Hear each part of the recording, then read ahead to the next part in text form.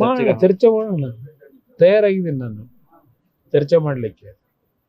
ಕುಮಾರಸ್ವಾಮಿ ಜೊತೆ ಚರ್ಚೆ ಮಾಡೋದಿದ್ರೆ ಬನ್ನಿ, ಅದು ಏನು ಚರ್ಚೆ ಮಾಡಬೇಕು. ನಿನ್ನೆ ರೈತರು ಬಂದು 20 ಜನ ಭೇಟಿ ಮಾಡಿದ್ರಲ್ಲ, ನಿಮ್ಮ ನ್ಯಾಷನಲ್ ಕಾಲೇಜು. ಆ ಕಾಲೇಜ್ ನಡೆ ಬರಬೋ ಗೊತ್ತು.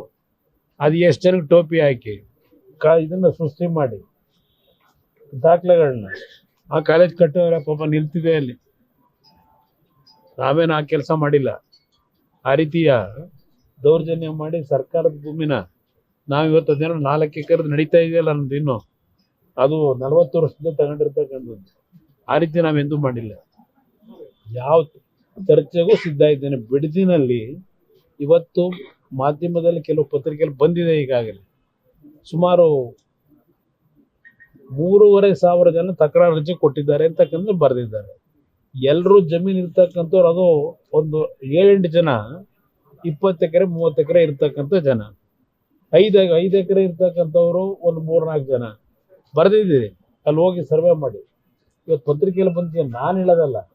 ಅದ್ರ ಜೊತೆಗೆ 5 ಗುಂಟೆ 10 ಗುಂಟೆ 20 ಗುಂಟೆ ಜಮೀನು ಇಟ್ಕೊಂಡು ತರಕಾರಿ ಬೆಳೆದು ಹಸುಗಳು ಸಾಕೊಂಡು ಜೀವನ ಮಾಡ್ತಾ ಇರ್ತಕ್ಕಂಥ ಆ ಕುಟುಂಬಗಳನ್ನು ಬೀದಿಗೆ ತಗೊಂಡೋಗಿ ಆಗ್ತಕ್ಕಂಥದ್ದಕ್ಕೆ ಮೌನವಾಗಿರ್ಬೇಕ ನಾನು?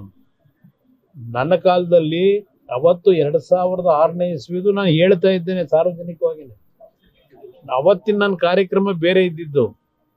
ಇವ್ರು ಮಾಡಕ್ ಹೊರಟಿರೋದು ಯಾವ ಕಾರ್ಯಕ್ರಮ? ನಾನು ಇವತ್ತೇನು ಹೇಳ್ತಾ ಇದ್ದೇನೆ, ಮೊನ್ನೆ ಹೇಳದ್ನಲ್ಲ, ಮೊದಲು ಹೇಳಿದ್ರು ಸುಮಾರು 2,000 ಎಕರೆ ಭೂಮಿ ಸರ್ಕಾರಿ ಭೂಮಿ ಇದೆ ಅಂತ ಹೇಳಿ.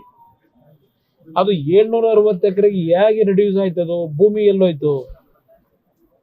2,000 ಎಕರೆ ಸರ್ಕಾರಿ ಭೂಮಿ 700 ಚಿಲ್ಲರೆ ಎಕರೆಗೆ ಯಾತಿ ಕಡಿಮೆ ಆಯ್ತು? ಅದು ಯಾವ ರೀತಿ ಆ ಭೂಮಿನ ಇವತ್ತಿನ ಅದೇ ಎದುರ್ಕೊಂಡು ಹೊಡೋಯ್ತಾ ಇಲ್ಲ ಆದ್ರು ಶಿವಕುಮಾರ್ ಬದ್ದವ್ರೆ ಅಂತ ಹೇಳಿ ಎಲ್ಲಿ ಕಳಿಸಿದ್ರಿ ಆ ಭೂಮಿಯ ಮಾಹಿತಿಗಳನ್ನ? ದಾಖಲೆಗಳು ಯಾರ ಪರವಾಗಿ ಹೋಯ್ತು? ಚರ್ಚೆ ಮಾಡೋಣಂತೆ. ಇವತ್ತು ಅಖಂಡ ಶ್ರೀನಿವಾಸ ಮೂರ್ತಿ ಅವ್ರ ಮನೆಯವರೆಗೆ ಹೋಗಿದ್ರಿ. ಅಖಂಡ ಶ್ರೀನಿವಾಸ ಮೂರ್ತಿ ನನ್ನ ಪಕ್ಷದಿಂದಲೇ ಆಯ್ಕೆ ಆದವರು, 2 ಬಾರಿ ಶಾಸಕರಾಗಿದ್ರು. ನಂತರ ಕಾಂಗ್ರೆಸ್ಗೆ ಇನ್ನೊಬ್ಬ ಸ್ನೇಹಿತರ ಜೊತೆ ಸೇರಿ ಹೋಗಿದ್ರು.